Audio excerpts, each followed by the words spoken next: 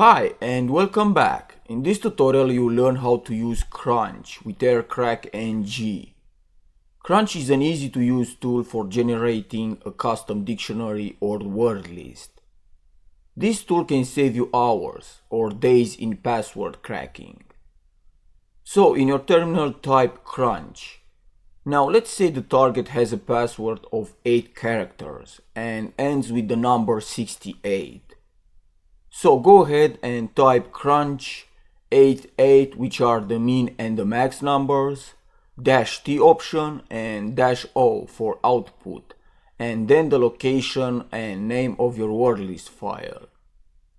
As you can see on my desktop, the wordlist path has been created. You can open the file and you can see that every word ends with the number 68.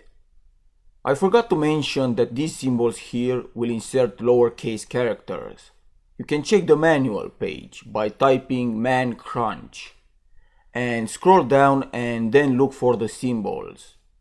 But I will leave this for you to read. Now let's say you want to make a word list using more characters.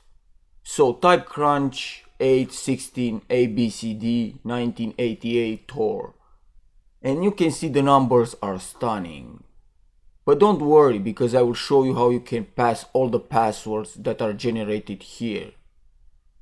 So I will use the pipe option with the following command. Now all the passwords that are generated here will be placed straight into the Aircrack and will be used for the cracking process. So you don't need to use a word list because you will use the input from Crunch.